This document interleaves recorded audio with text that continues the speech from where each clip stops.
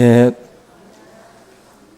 오늘 고린도전서 강의 계속해서 이어가겠는데 오늘 감당할 시험이라는 제목으로 말씀 나누겠습니다. 오늘 13절과 14절 말씀인데요. 이 성경에서 시험이라는 그 말이 나올 때 시험의 주체가 누구냐에 따라서 이것이 하나의 훈련이 되기도 하고 또 유혹이 되기도 합니다. 이 시험의 주체가 하나님이실 때는 그게 훈련이 되지만 그 시험의 주체가 마귀일 때는 이건 유혹이 됩니다. 주기도문에서 시험에 들게 하지 마옵시고 이 말씀은 사실 어떤 주체가 사탄이기 때문에 우리가 유혹받는 그런 그 내용들을 담고 있다고 보시면 됩니다. 이 본문 속에서 바울이 말하고 있는 이 시험, 사실 이 본문 우리가 같이 읽은 이 13절 말씀이 상당히 난해하기도 하고 또 굉장히 많은 그 오해 속에서 사실 해석이 되어지는 구절 중에 하나가 바로 이 13절 말씀입니다. 근데 사실 그 양자 간의 그 의견이 사실은 다르긴 하지만 어찌 보면은 지금 지적을 하고 있는 그 내용도 조금 모순이 있어요. 뭐냐면 지금 이 말씀 속에서 말하는 시험이라고 하는 그 단어는 유혹의 의미가 더 강합니다. 유혹받는 그 내용의 의미가 강한데 결국 이걸 여러분들이 풀어서 읽어보시면 사람이 감당할 유혹밖에는 너희가 당한 것이 없다. 하나님이 분명히 세상에 유혹이 없다고 말씀하지 않고 이 세상 가운데도 유혹이 있다. 근데 너희들이 감당 못할 유혹은 없다. 이런 말씀이거든요. 근데 사실 이걸 이렇게 보면 과연 그럴까라는 생각이 들죠. 그죠? 과연 우리가 감당치 못할 유혹이 없고 우리는 다 감당할 수 있을까? 그렇습니까? 성도는 모든 유혹을 다 감당할 수 있을까요? 고개가 갸우뚱해지지 않으세요? 정말 이쁜 아가씨가 유혹하는데 안 넘어갈까? 우리 청년들이, 우리 남전도회, 특별히 이남전도회가? 근데 뭐 숟가락들 힘만 있어도 다들 일이 안 되는데 일남전도회도 마찬가지죠. 안심할 수 없어요. 크리스찬인데 우리 성도라면 다 감당할 수 있을까요? 수백억, 수천억을 갖고 와서 이거 하나만 빼돌려 달라고 할 때 감당할 수 있겠어요? 감당할 수 있는 어떤 그런 그 사람들 있을 수도 있지만 아마 대부분의 사람들이 그 유혹에 저는 넘어가리라고 생각이 됩니다. 우리가 죄를 범하지 않는 것은 사실 우리가 더 거룩해서가 아니라 돈이 조금 더 없어서 또 기회가 또 없어서 그래서 사실 우리가 죄를 짓지 않고 있는 것이지 우리가 특별히 다른 사람들보다 더 거룩해서는 아닙니다. 그래서 결국 이 본문 말씀을 유혹이라고 하는 그냥 단어로다가 놓고 그냥 보게 되면 상당히 거리감이 있어요. 거리감도 있고 와닿지가 않습니다. 그래서 이 말씀을 조금 우리가 달리 보실 필요가 있는데 유혹이라는 것을 여러분들 이렇게 생각하시면 돼요. 3일 굶은 사람 치고 남의 집 담을 넘지 않을 사람이 없다라는 말이 있죠. 그죠? 3일을 굶었습니다. 근데 이 사람이 만약에 남의 집 담을 넘어서 뭐 물건을 훔쳐서 먹었다. 그럼 우리 마음이 어때요? 그 사람을 막 정죄하기 바쁘기보다는 짠하잖아요. 그죠? 어느 아버지가 아기를 먹이기 위해서 분유를 훔쳤다. 슈퍼에서. 그러면 저런 나쁜 놈 하는 게 아니라 우리 마음은 짠해집니다. 왜? 그 환경 자체가 담을 넘을 수밖에 없었구나라고 또 생각을 하니까 불쌍한 마음이 들죠. 우리가 이 마귀가 우리를 시험하든 또 하나님께서 우리를 연단하든 하나님은 관망만 하지 않습니다. 오늘 이 말씀을 여러분들이 그런 내용으로 좀 보시면 좋겠어요. 3일 굶은 사람이 남의 집 담을 넘어가는 것. 그러나 그 사람들을 우리가 정죄할 수 없는 그러한 것처럼 우리의 삶 가운데에 하나님께서 우리를 어떤 그냥 땡볕으로 내모시는 하나님으로만 우리가 보신다면 그건 오해라는 거죠. 하나님께서 우리를 광야로 이끄실 때에는 그냥 땡볕으로 내모시는 것이 아니라 구름과 불기둥을 동행하셨고 또 만나와 메추라기로 또 반석에서 물을 터뜨려서 그들을 먹이셨습니다. 만약에 구름과 불기둥이 없었어요. 그리고 만나와 메추라기가 없었습니다. 그리고 반석에서 물이 솟질 않았어요. 그러면 이스라엘 백성들이 원망하고 불평한 것에 대해서 우리는 어떻게 말을 해야 돼요? 그럴 수 있다. 충분히 그럴 수 있다. 그 수백만의 사람이 광야로 내몰렸는데 물도 안 주시고 하루하루 먹을 양식도 안 주시고 그 땡볕에 그냥 내몰았다면 당연히 우리는 강도떼가 돼가지고 지나가는 사람들을 덮칠 수도 있는 거고 남의 것을 훔칠 수밖에 없어요. 그 광야를 걸어갈 때. 근데 하나님이 이스라엘 백성들을 광야로 이끄실 때 그렇게 내몰지 않았다는 거예요. 그죠? 광야라고 하는 것은 시험의 장소가 맞습니다. 분명히 호화로운 생활을 할 수 있는 곳이 아니고 과거에 우리가 누렸던 것들을 똑같이 누릴 수 있는 장소가 아니라 광야는 분명히 결핍이 있는 곳이에요. 그래서 충분히 시험이 들 수 있는 장소가 바로 이 광야라고 하는 것입니다. 근데 하나님이 그 광야로 이끄실 때 우리가 도둑질하거나 우리가 강도떼가 되지 않도록 하나님이 구름과 불기둥으로 또 만나와 메추라기로 또 물로 그때그때마다 하나님이 공급을 해주셨다. 이 말은 유혹받을 만한 요소들을 하나님께서 줄여주신 거예요. 그죠? 광야라고 하는 장소에서 감당할 수 있도록 하나님께서 그와 같은 것들을 공급해 주셨기 때문에 감당했던 겁니다. 근데 만약에 그러한 것들이 없었으면 우리는 감당 못해요. 그래서 하나님이 우리를 연단의 자리로 이끄실 때마다 그러한 어떤 부분들을 주님이 준비시켜 놓고 감당할 수 있도록 그렇게 이끄신다. 제가 우리 자녀들한테 뭐 딸들이니까 야, 너 이거 좀 들어 할 때 딸들한테 제가 뭘 들라고 그러겠어요? 세면 한 포를 들어라. 뭐 오토바이 좀 잠깐 들고 있어.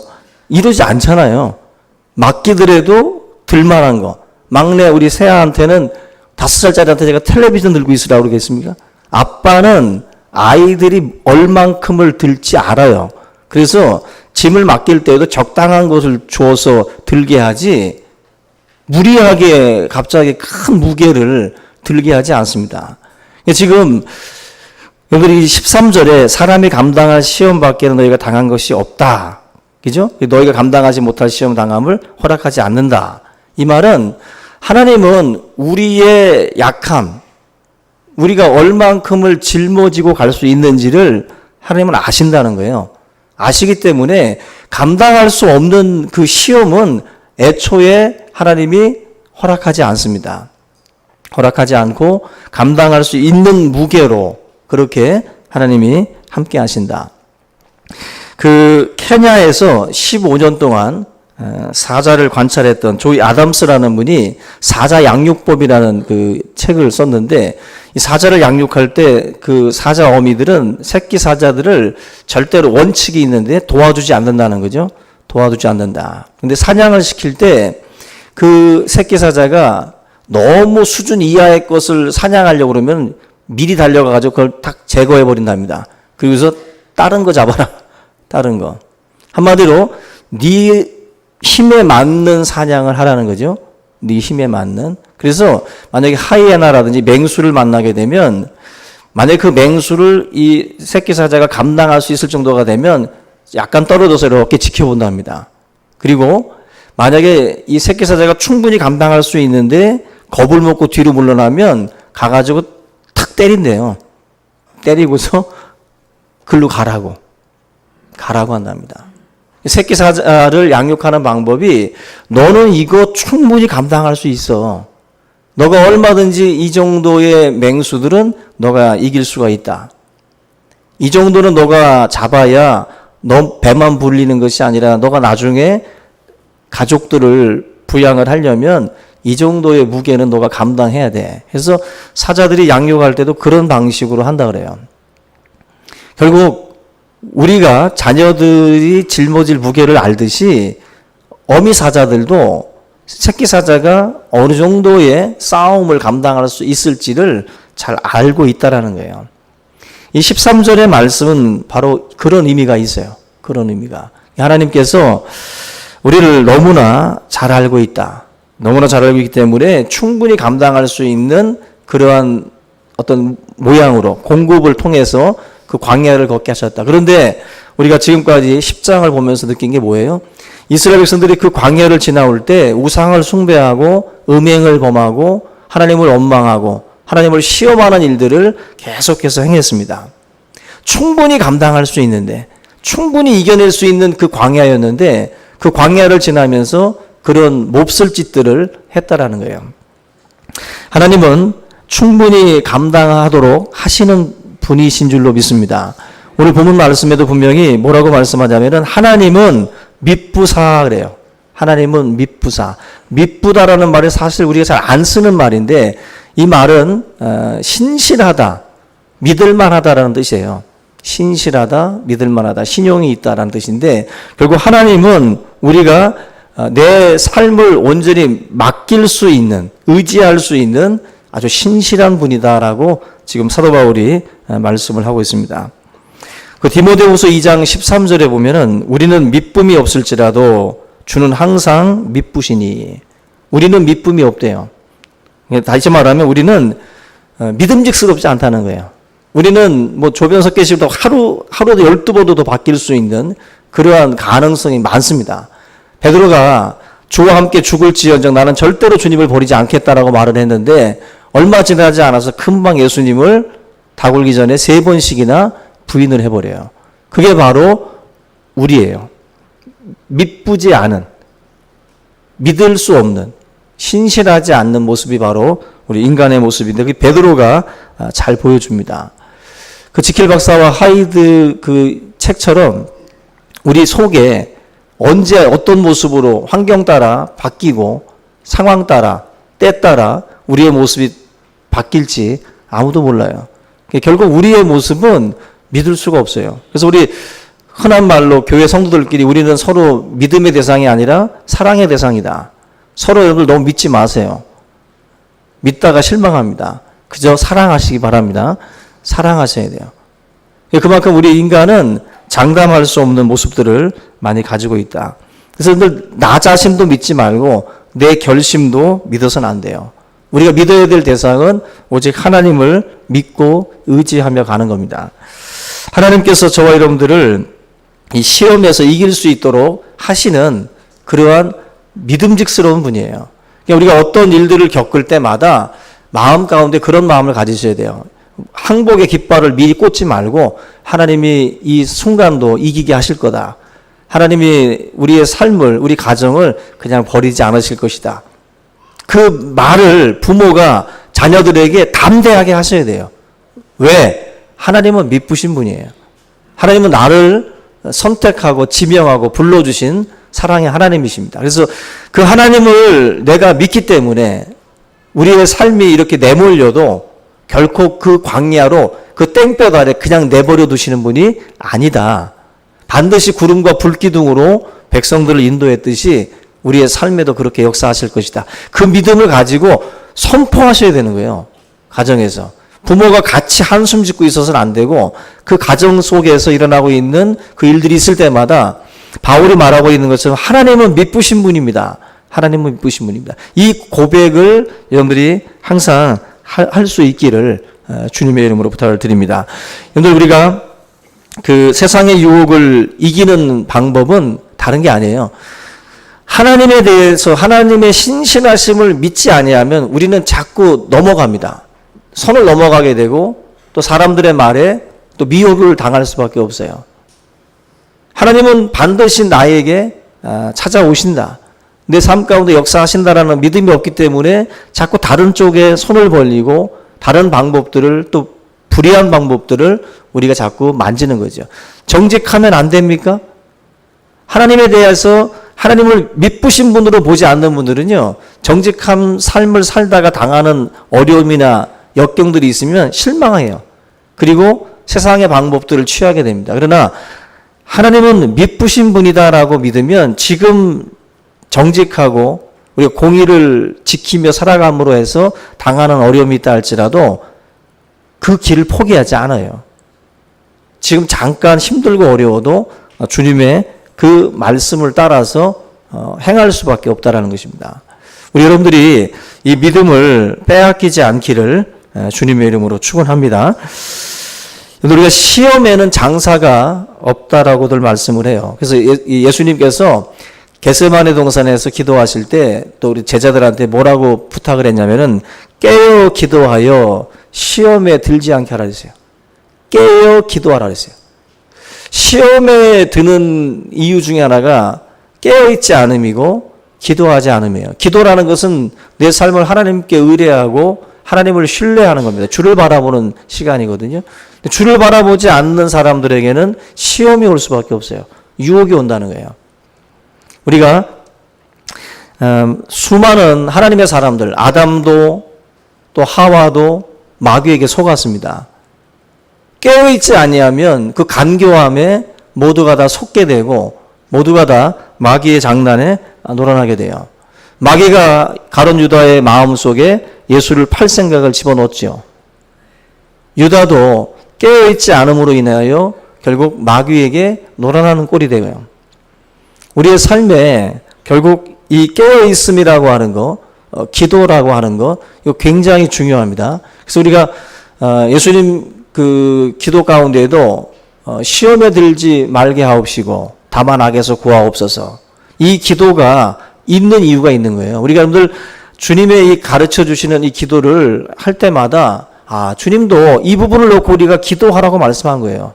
시험에 들지 않도록 내 자신이 손줄로 생각하는 자는 넘어질까 조심하라 그랬죠. 12절에서 결국 우리 스스로가 우리 자신을 한없이 부족하고 연약한 존재로 여기지 않고 너무 자만하게 되면 기도도 없고 깨어있음도 없게 되면 다 넘어지게 돼 있습니다. 다 시험의 유혹에 빠질 수밖에 없어요. 그 마귀는 성경에 보면은 우는 사자와 같이 삼킬자를 찾는다 그랬어요. 우는 사자. 우는 사자가 삼킬자를 찾기 위해서 두루 돌아다닌다는 거예요. 근데 우리는 깨어있지도 않고 기도하지도 않고 있으니 결국 사자밥이 되는 건 시간 문제인 거예요. 여러분들이 결국 하루도 12번 시험에 빠지고 우리가 넘어가는 이유는 깨어있음과 기도 부족이에요. 하나님을 바라보고 우리가 기도함으로 인해서 이 모든 마귀의 유혹에서 우리가 승리할 수 있기를 주의 이름으로 부탁을 드립니다. 새도 속아서 창에 갇히고, 그죠? 물고기도 또 미끼에 속아가지고 또 걸려듭니다. 우리의 삶도 깨어있지 않으면요, 덥석 물게 돼 있어요. 이게 똥인지 된장인지도 모르고 영적 분별력 없이 아무데나 누가 말하는 것 분별하지 못하고 그냥 가는 경우들이 많습니다. 복 있는 사람은 악인의 꾀를 절대 쫓지 않습니다. 근데 이 복 있는 사람이 누구예요? 하나님의 말씀을 주야로 묵상하는 사람이에요. 주의 말씀을 주야로 묵상하지 않고 깨어있지 않으면 악한 자들의 꾀와 그러한 농간에 쉽게 넘어갑니다. 모르니까. 전혀 머릿속에 생각 속에 하나님의 말씀에 지침들이 없으니까 그냥 느낌대로 누가 끌고 가는 그대로 그냥 끌려다니는 거예요. 우리 여러분들 시험에 우리가 빠지지 않기 위해서 조심할 것 중에 첫째가 무엇보다도 인생이라고 하는 것은 약하다는 것을 먼저 기억하셔야 돼요. 내 자신이 한없이 약하다는 거 인정하셔야 돼요. 그거 인정하지 않으면 결코 여러분들 다 넘어갑니다. 너무 자만하는 분들 많습니다. 사람마다 약점이 있잖아요. 뭐 폐가 약하든지 심장이 약하든지 눈이 안 좋다든지 여러 약점이 있는 것처럼 사람마다 다 약점이 있습니다. 노아는 뭐 술에 넘어졌죠.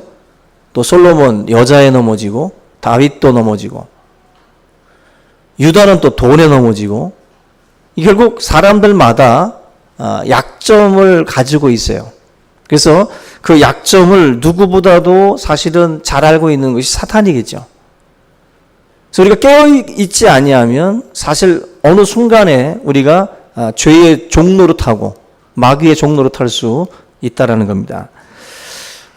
그 서양 속담에 그 재미난 얘기가 있는데 사람마다 지옥에 내려가는 사닥다리를 가지고 있다. 사람들마다 지옥에 내려가는 사닥다리를 가지고 있대요. 이 말은 유혹받는 약점들을 한 가지 가지고 있어서 언제든지 그 유혹에 넘어져서 지옥으로 직행하는 그 사다리들을 갖고 다닌다는 거예요. 그만큼 우리 인생들이 약하다는 거죠. 우리가 스스로 살피고 조심하지 않으면 누구나 할 것 없이 넘어집니다. 누구나 할 것 없이. 그래서 여러분들 그 마귀의 그 영역, 마귀의 영토라는 게 있어요. 마치 미끼를, 낚싯대를 들이웠는데 그 미끼 주변에서 도는 놈들 있죠. 그 물고기 중에서도. 그건 분명히 얼마 있지 않아서 물게 돼 있어요. 그런 것처럼 마귀가 있는 영토가 있는데 그 영토 안으로 들어가는 사람들이 있습니다. 여러분 줄에 묶인 개도요 가까이 가면 물리는 거예요. 우리가 그 마귀의 영토 안으로 들어가 버리면 그 사람은 어떻게 보면 굉장히 위험한 자리로 들어간 거죠. 자기 자신을 너무 자만하는 거예요. 자만하는 겁니다. 그 자만이 결국 그 사람을 넘어뜨릴 수 있습니다. 성도들 중에도 혹시라도 객지 생활 갑자기 하게 되는 경우가 있으면 조심하셔야 돼요. 갑자기 뭐 군대로 간다든지 뭐 환경이 바뀌는 거 있잖아요. 이 환경이 바뀔 때 우리 삶에 분주함보다는 또 한가로울 때 또 문제가 생길 수가 있는 것처럼 우리는 항상 조심해야 됩니다. 그러지 아니하면 저와 여러분들의 삶 가운데 이런 시험이 찾아올 수밖에 없다. 소돔과 고모라를 피할 때 그 천사들이 뒤돌아보지 말라 그랬죠. 근데 한 번 뒤돌아보다가 소금 기둥 됩니다. 한 번 돌아봤는데 소금 기둥이 됐어요. 우리의 삶에도 그 뭐 한 잔 술 피하셔야 돼요. 한 잔이라도 피하셔야 되고 한 번에 타협 피하셔야 됩니다. 한 번 돌아볼 때 세상에 대한 어떤 그 미련을 못 버리고 그것에 대해서 돌아볼 때 그것이 우리를 물 수 있어요. 우리를 물 수 있어요. 그래서 결국 이 마귀의 시험이라고 하는 것은 저와 여러분들 누구에게나 다 지금 사실은 위험한 요소들이 있습니다. 정 목사도 마찬가지고 모든 우리 거룩해 보이는 우리 장로님들도 마찬가지고 우리 안수 집사님들도 마찬가지고 힘없어 보이시는 우리 일녀전도회, 일남전도회 다 마찬가지입니다. 다 죄의 유혹에 다 노출되어 있어요. 이거를 저 여러분들이 사실은 그 조심한다라는 것은 악한 모양이라고 생각되면 그 모양이라도 다 없앨 준비가 돼 있어야 된다는 거예요. 안심하고 곁에 뒀다가 물리는 경우들이 많이 있다. 하나님이 기뻐하지 아니한 다수의 이스라엘 백성들 지금 이 이야기를 보시면 오늘 5절에 잠깐 보시면요. 그들의 다수를 하나님이 기뻐하지 아니하셨으므로 그들이 광야에서 멸망을 받았다 그랬어요. 여기 보면 광야에서 멸망을 받았습니다. 광야. 아까 말씀드린 것처럼 광야는 이들이 멸망받을 장소가 아니었어요. 충분히 감당할 수 있도록 하나님이 공급하신 장소였는데 그들이 거기서 망했다는 거예요. 왜 망했느냐? 6절 보면은 이러한 일은 우리의 본보기가 되어 우리로 하여금 그들이 악을 즐겨하는 것 같이 즐겨하는 자가 되지 않게 하려 합니다. 그들이 광야에서 멸망받은 이유는 다른 게 아니라 악을 즐겼기 때문에 그 광야에서 망한 거지 물이 없어 먹을 것이 없어 뜨거워서 망한 게 아니라는 거예요. 그들이 망한 것은 바로 그 유혹의 장소. 광야는 제가 시험의 장소고 유혹의 장소라고 말씀을 드렸어요. 물이 없고 음식이 없고 그늘이 없는 위험한 장소입니다. 근데 그 시험의 장소에 하나님께서 공급을 통해서 감당할 수 있도록 하나님이 이스라엘 백성들을 그렇게 하셨어요. 그냥 땡볕에다가 내몰지 않았다는 거예요. 하나님은 결국 이스라엘 백성들을 때에 따라 공급하시고 주린 배들을 다 채워주셨습니다. 목말라 할 때 반석에서 물을 터뜨렸고 그런 방식으로 하나님이 그때그때마다 해결을 해주셨어요. 광야가 분명 시험의 장소이지만 유혹의 장소이지만 하나님이 감당할 수 있도록 해주셨다. 피할 길을 열어주셨다. 똑같이 저와 여러분들의 인생도 결국 이 다수가 멸망했던 이유처럼 우리가 악을 즐겨함으로 망하는 것이지, 지금 당장 우리가 광야로 내몰렸다고 해서 그 광야가 우리를 죽게 하는 건 아니에요. 왜냐하면 그 광야 속에서 우리가 감당할 수 있도록 하나님은 공급해 주시는 믿으신 분이기 때문입니다. 그래서 우리가 이 믿음을 가지고 걸어가야 이 광야길을 걸어갈 때 유혹에 넘어가지 않습니다. 우상을 숭배하고 하나님 말고 이 우상이 우리의 문제를 해결해 줄 것이다라고 붙드는 거죠. 그게 바로 우상 숭배인데, 그걸 철저하게 저와 여러분들이 떨쳐내려면 하나님의 믿으심에 대해서 의심이 없어야 돼요. 의심이. 그렇게 되면 시험의 장소요, 유혹의 장소이지만 우리로 하여금 하나님이 넉넉히 이기게 하실 줄로 믿습니다. 오늘 우리 이 말씀을 함께 우리가 붙들고 미리 여러분들 포기하지 말고 시험의 자리에 또 연단의 자리에 들어갔을 때 미리 한숨 짓고 미리 우리가 포기하지 말고 하나님의 믿으심을 붙들고 기도하는 가운데 죄의 유혹에 넘어가지 말고 믿음 안에서 꼭 승리할 수 있기를 주님의 이름으로 축원합니다. 우리 오늘 이 말씀 함께 붙들고 우리 통성으로 기도하겠습니다. 살아계신 하나님 아버지 감사합니다. 오늘 이 시간 우리의 마음을 다시 한번 돌아보게 하시고 우리가 죄와 싸우며 또 하나님 아버지 승리할 수 있도록 주님의 말씀의 빛을 허락하여 주시옵소서. 내 백성이 지식이 없어서 망한다고 말씀하셨사오니 주의 말씀을 따라 행할 수 있게 하시고 주님의 진리를 쫓아 행할 수 있도록 인도하여 주시옵소서. 많은 유혹들이 그 광야에서 우리들을 흔들고자 할 때에 하나님은 믿으심을 기억하고 우리가 실망과 좌절 속에서 하나님을 원망하거나 불평하지 않도록 인도하여 주시옵소서. 주님께서 피할 길을 주시고 또 주님께서 만나와 매출하기로 구름과 불기둥으로 우리의 삶을 보호하여 주실 줄로 믿습니다. 살아계신 아버지 하나님, 환난 가운데에 여러 가지 시험을 만난 성도들에게 주님, 하나님은 믿으심을 또한 기억하며 믿음 안에서 승리할 수 있도록 주여 도와 주시옵소서.